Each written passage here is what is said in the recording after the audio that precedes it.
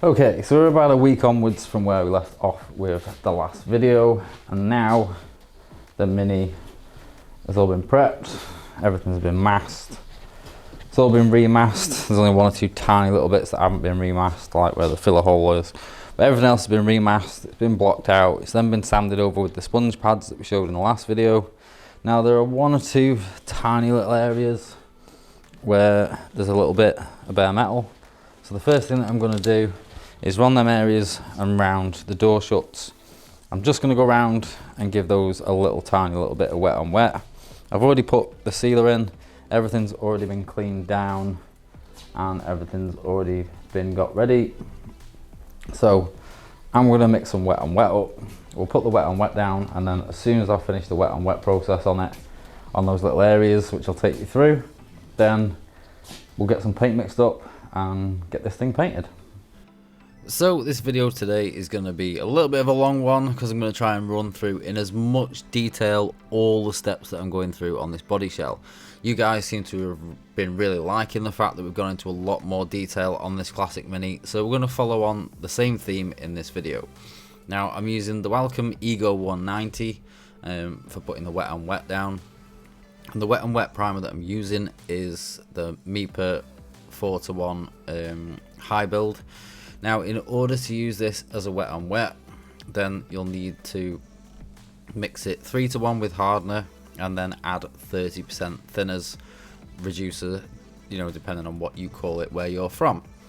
At that sort of ratio, it lays down really nice, it lays down really smooth, you don't get any banding around the edges, you know, you don't get any rough spots or anything like that. And once this is dried off for about 20 minutes, at around about 20 degrees, then you're good to go straight over it. All you need to do is tack cloth the car down just to make sure that any oversprays off the car from obviously where we've been spraying the wet and wet on it, and then you can go straight ahead and shoot your gloss straight over it. Now I had a lot of people on the previous video ask about comments like this, like, you know, what are you going to do with the little rub through areas and stuff like this, and this is the best way to deal with those tiny little rub throughs. If you've got big patches of metal that are showing or big rub throughs, then obviously you're going to have to deal with that in a slightly better way. Maybe some 1K etch or something that's an over paintable etch, and just spot prime it with those first. But for these tiny little spots, then a little bit of wet on wet will be absolutely ideal for these little areas. And I quite often use wet on wet in this way on big jobs. A colour like this, so this is going like a mid blue colour, you probably, it may be in the thumbnail, I'm not sure actually, I've not done the thumbnail yet, so I can't really say that it'll be in the thumbnail, but a mid to dark blue like we're using on this, especially in 2K gloss, should cover very well. So I'm not worried about where we've rubbed through to the epoxy. There's a few tiny little areas where we've rubbed through to the epoxy on it. What I'm worried about is just making sure that I've sealed up in these door shuts where there might be any of the old paint that's still remaining on the car, and on the rest of the body, just that we've sealed up any bare metal edges or any of the fine filler that I showed obviously in the previous step. Now this whole mini paint job so far has gone into a playlist from bare metal all the way up to the point that we are now, and obviously it will carry on to the point where this car is panelled back up and ready to go to the customer. So if any of you guys want to see the rest of the job on this car or learn some more about the process that we do, then feel free to take a look at that playlist and have a browse through there, because there's a lot of information that you guys can find helpful, and a lot of you guys have found helpful, as I've been getting a lot of comments and a lot of messages on Instagram, Facebook, and YouTube comments as well, saying that you guys have been really loving this series. So I'd like to thank like the 2,000 new subscribers that we have on the channel this last month.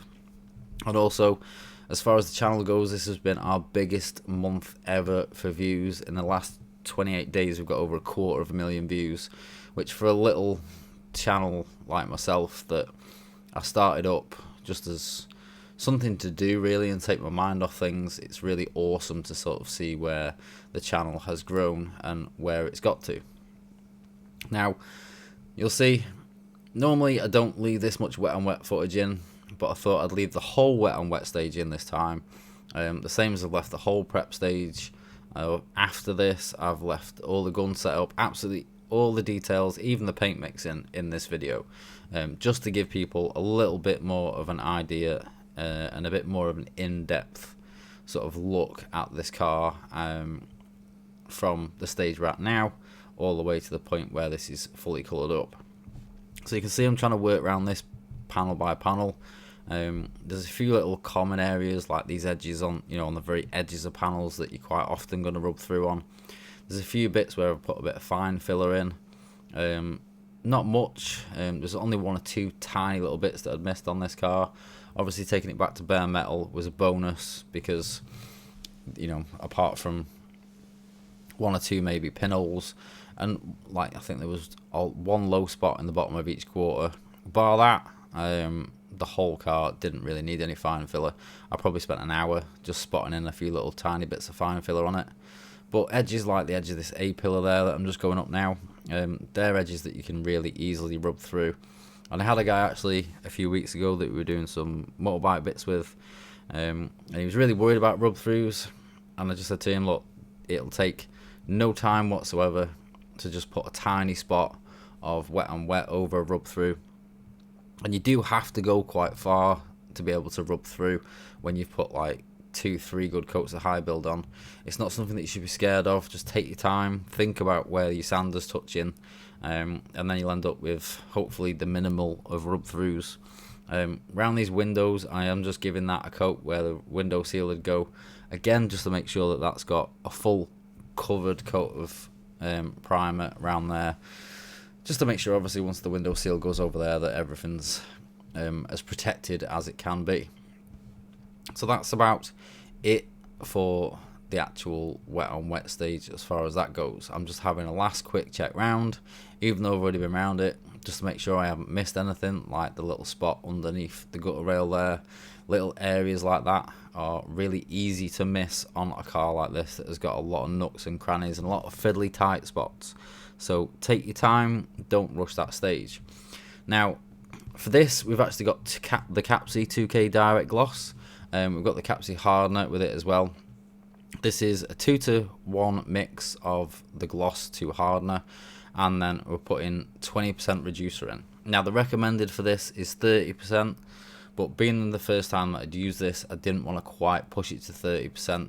I thought if I mix it at 20, see how it feels.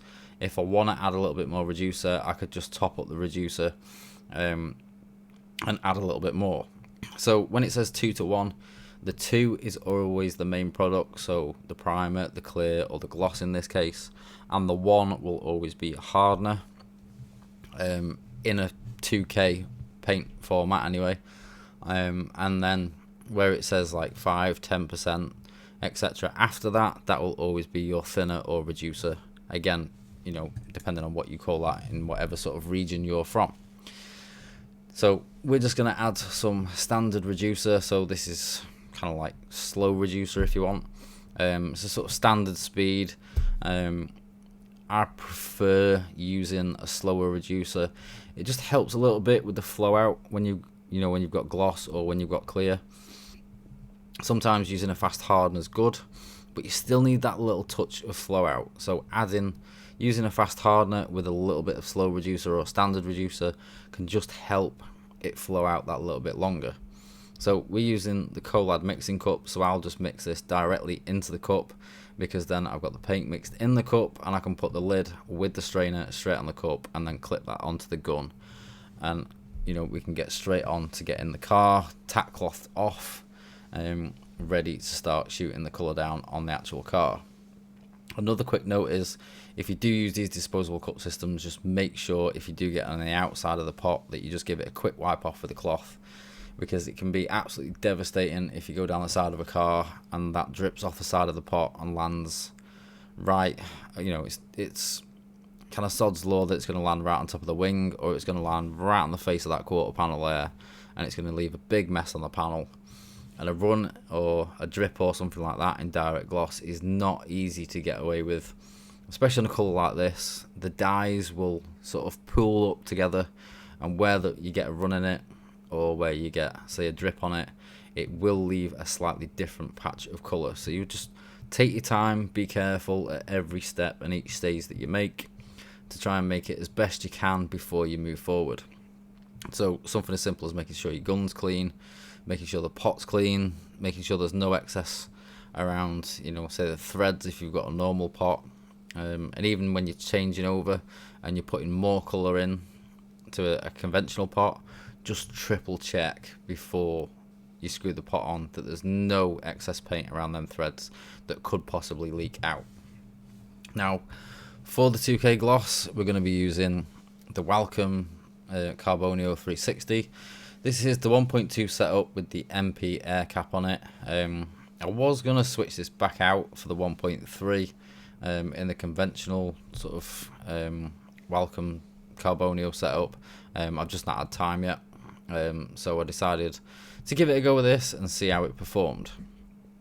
Now we've got the paint mixed up. I just set the pressure on the gun and got a rough gauge on the fan, and then what I'm going to do now is I'm just going to use the air from the spray gun and go around the car, tack cloth the car off, just to try and make sure that there's no overspray from where we've done the wet on wet. Now obviously being in a proper booth, like a lot of the overspray is carried out of the back of the booth, so it's more going to be these top faces of the car that the overspray will have landed on, sort of more so than the sides of the car, because these are the areas that the dust, and especially with it being sat in the booth for 20 minutes, that the dust obviously will land on the flat faces and the horizontal faces rather than the vertical faces of the car. So I'm just giving those a quick go round just to try and make sure that they're still nice and clean, because I've obviously, before I put the sealer on, I'd already panel wiped this over twice and tack ragged it twice and given it a real good harsh blow off of the airline to make sure that if there was anything on the car or there was any little bit of dust stuck in gaps, that I'd blown all that off before I did my final tack and also my panel wipe. And again, this is a stage that you don't want to rush, especially when you put wet on.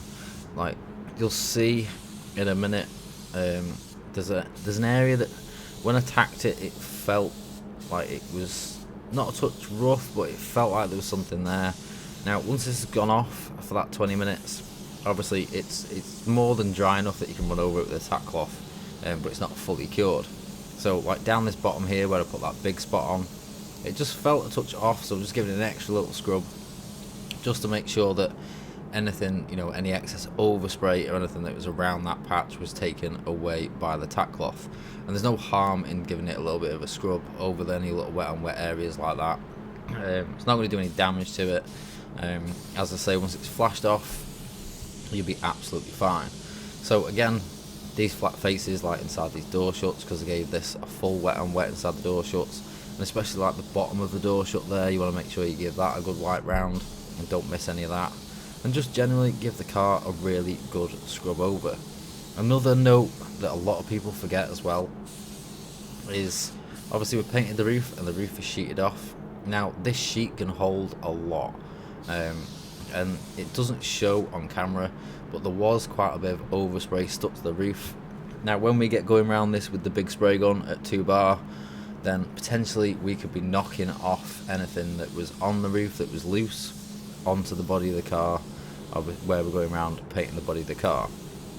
So if we were getting towards the top of the roof rail, we could be blowing any of the dirt and any of the dust off the top of the bag that's on the roof onto the other side of the car, which potentially at that point could be wet, and then that's going to stick and cause extra nibs. So just a quick go over for the few seconds that takes to go across your sheet might just help get your job that little bit cleaner, and it's a massively overlooked part.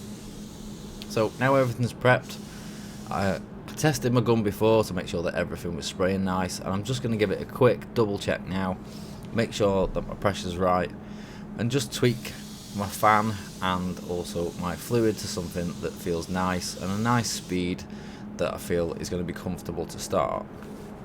Now during the job I might alter that slightly, and especially during this job, because as I said, this is the first time that I've used this Kapci gloss, so there is quite a few times during this video that I am tweaking the gun settings. Now that's not due to the paint, but down to the fact that it's a product that I have not used before, so I'm just tuning my gun settings as I go. tightening the fan up a little bit because there's a lot of tight areas on this car, so I'm not running this at full fan. I've probably got this, I don't know, maybe 2.5, 3 turns in on the fan to tighten it up a bit. I don't need a huge fan because these panels aren't massive. I'd rather have a slightly tighter fan, which is going to make it easier for me to get into those little tight gaps and the little nooks and crannies that you get on a car such as this. Again, the first coat, I've been really conscious to take my time and go around all these fiddly areas, because there's a lot of gaps like this around like the bonnet shut that are quite hard to get sometimes with a big gun from both directions and get them fully covered up. And also like the boot as well. The boot shut is a very awkward, tricky gap to get. So the first one, I'm not really going for a massive amount of paint. I'm not going for a huge glassy finish on this first coat. I'm just going for a nice wet sealed coat on this first coat, which then will give our consecutive coats a real nice base and a real nice ground to stick to. But you can see even at one coat with a colour like this, it's like fully covered straight away on one coat. And again there, I just tweaked the gun a little bit again. I'm just tuning it to what feels right as I'm going along the car. I believe, yep, I tweak it again there, just a touch more fluid again. And then I kind of settled into that rhythm, and that's what felt nice with this particular gloss on its first use. Now, with more use, I definitely think I can tweak this a lot more. We normally use the MIPA Direct Gloss, which is a very good gloss, but the system that we're running at the moment, our Lessenol system, we're looking at changing it out because it is becoming very expensive. Now, it is what I would probably say is one of the sort of the top of the line systems really in water base, but the actual cost increase over the last few years on it has just got to a point where it's getting a bit silly now. We don't do a lot of insurance work. Like 99% of our work is private. With insurance work, you can kind of lose that excess cost a lot better, but with private work, although obviously the customer's paying for it, we want to try and bring things to be a little bit more economical. So we started to look at gloss schemes first of all, because we do a lot of direct gloss work on like camper vans and stuff like that we do for a couple of customers. So having a gloss system in-house would be a massive advantage for us, not just in time but in money as well. Being able to mix our own, it's going to be a lot cheaper to have that in-house, but we wanted a decent system. Now, the Kapci products I've used a lot of over the years. I've used the Kapci 60/30 clear coat, I've used a lot of the Kapci primer, I've used the Kapci base coat as well. The gloss though, I didn't know much about. So I asked around on Facebook, asked a few people that I trust, that I know that use it. Everybody gave it a good review. So I tried to get in touch with Kapci to try and find out a price on the scheme. And it turns out that the gloss scheme is part of a double scheme, so it's not a gloss scheme on its own like some companies. It's actually like the base coat solvent scheme and the gloss scheme all combined into one scheme. So then I started to think, well, the cost on it was very economical compared to what we're using now. I know the base coat's good quality, I've used that before. So it was just a case of, if we go down the route of taking our scheme out and putting in their double scheme, is this gloss going to be, the right fit for us as a shop? Because we want a good quality paint, but at the same time we do want to try and make things a little bit more economical. So it's kind of a tough choice to make, when you're going to go from one complete brand to another, or one complete paint system to another. But after speaking to them and spending a bit of time talking to their rep and also their technical rep as well, and then we went down and had a bit of a chat with them about their system, it started to seem like it was very much the right choice for us to go with the Kapci system. But I still had that little niggle in the back of my mind that as far as the gloss, which is kind of the main part that we wanted, that we'd not used it yet. So when I rang up to get some gloss ordered, the suggestion was made to try and get some from Kapci, so we could actually test their gloss before obviously we commit to going ahead and putting in a double scheme. So a big thank you to Kapci, who supplied the paint and mixed me this up specially so I could try their gloss out before obviously we sort of made our mind up, and it gave me a good chance to get a good test run of it, because obviously by the time I've done this car, I've done a full respray in it, I'll know how it polishes, I'll know how it sprays, and it's only going to get better the more that you use it as far as the spray part of it. With this being a first use, I'm kind of getting to grips with it after a couple of jobs with it. You know, I've tuned in the sort of sweet spot for what hardener I'm going to use, what reducer I'm going to use, and what spray gun settings I'm going to use, so it's only going to get better and better. But for a first use, on a full paint, I was very, very happy with this product. It'll cost saving will be quite substantial, I think, over what we've been using so far, but at the same time it is an extremely good product. Now, I actually messaged the technical rep at like 8 o'clock at night just to double check where the technical data sheet was for this, and literally within 5 minutes at 8 o'clock at night I'd had an answer, which I've got to be honest, as far as like technical reps go, that's pretty much unheard of, that someone will get back to you that quick, but the information was there, so I know the support's there if we need it, if we get any problems, which I don't really envisage with this system because I've used like 80% of the products already and I'm happy with how they work, and it was just this one product that I've never used, so what, a little bit of information on it, and like I say, straight away it was there. So quality wise, I think it's where we want to be. Cost wise, it's definitely where we want to be as far as like the per litre cost, compared to what we've been using so far, and obviously bringing it all in-house will save a lot of time, and in our industry time is money, but at the same time I suppose Kapci is one of those sort of lesser known sort of firms as far as their paint systems go. Obviously there's a lot of big names out there, and they've got some really good products, like this gloss. You know, everybody I suppose knows Mipa, and you know, and big brands like that. This gloss is easily just as good, and that's coming from a personal opinion. That's not a biased opinion in any way, shape or form. I've used the Mipa gloss, you guys know that I've used that and I've been liking that, but obviously their products aren't, not a case of they aren't the cheapest, but if you can get something that's as good, and it's going to cost you a bit less, and we can bring it in-house, then I am all for that. And I think, to be honest, this job really did sort of put my mind at rest that we are going to be making the right choice if we decide to go ahead with this, and also the fact that it will open up a few more possibilities as far as our in-house training days go, because we can get the paint chips and the Spectro, so we can do a little bit more work on training days with colour matching, and paint mixing. We'll have a full base and gloss system in the house, so depending on what people want to use, we can mix it up there and then. It opens up a lot of possibilities YouTube wise for videos, etc. as well, and hopefully a little bit of a relationship that we can build with Kapci over the long term, to also bring some new content to you guys as well. At the same time though, I will remain unbiased. If we do go down that route, I won't sort of have my hands tied in any way.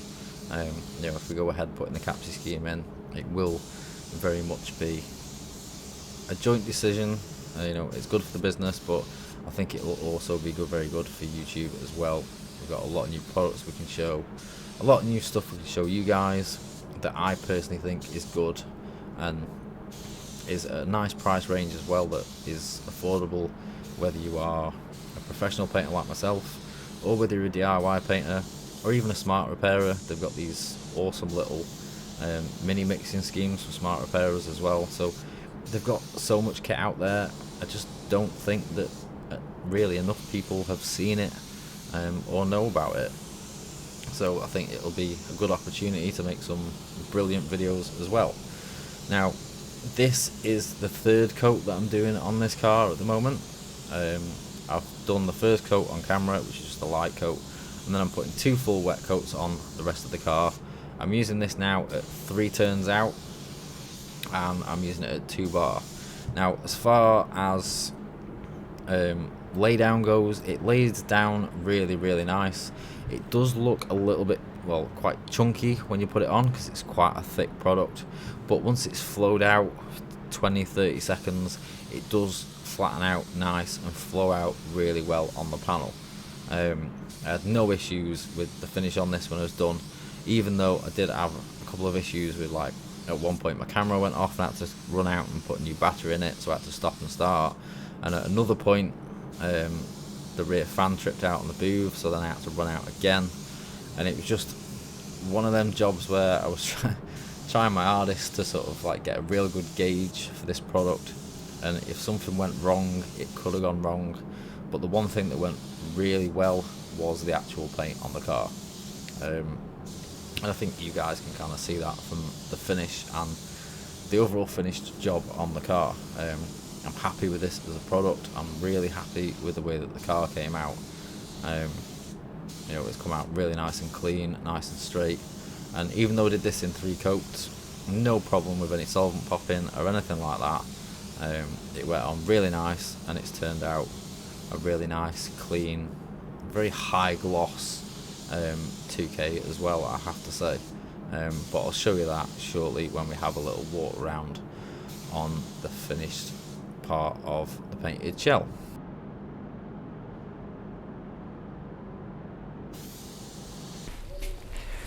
So that's 3 coats now of the direct gloss. Sorry, I had to cut the second coat a little bit short, part way through the second coat. The rear fan decided to trip off, so I had to run out, turn the booth off and just reset the fan at the back. But overall, if I just spin that round so I can see, it's come out really nice. It's nice, it's clean. The panels, as far as the panels go, are really straight. Got no issues as far as wobbles anywhere, which I'm really happy about. We like a nice clean job. This gloss, as you can probably tell, for something that's like not the most expensive gloss in the world, normally obviously we've been using the Mipa gloss, and I would say, to be honest, that this is pretty, as far as like sprayability wise, etc. I mean, you can probably tell by the finish on it. It's just as good, I found, and this is only my first use as well. So for a first use, using this gloss, it's not something that I'm sort of 100% confident with because I've not used it before. But overall, really nice. Took the first coat a little bit steady, just to sort of get a bit of a feel for the paint. So like I said, it's the first time I've used it, and the whole point of using it today was to test it out before we sort of make the big decision of whether we go down the route of having one of these schemes put in or not. As far as feedback wise on that, like I say, this is cost wise less than what the Mipa gloss is, and to be honest, the gloss on this, the finish, the overall performance of it, I would say is just as good. So I'll be like, no problems whatsoever. It's made my mind up now that we will be going down the route of having their gloss scheme put in. It's going to be really beneficial to us, not just as a business, but it's also going to give us something extra as a channel to show as well. And I do always base my decisions as far as things like that go on both. It's never just on one, it's always on both. And I do want to say a big thanks to Gav and Mark for sorting out the gloss. So I could test this before we went ahead and made the decision. It's made the decision a lot easier, and I know that once I've used this a few more times, that it'll be nicer and nicer and nicer and nicer. But overall, really happy, really impressed with the way that the job's come out. The car's now nice and clean, I'm still going to do the roof again, just because the car's so clean and the car's so straight that, you know, that bit on the roof's niggling me a little bit now. But overall, spot on.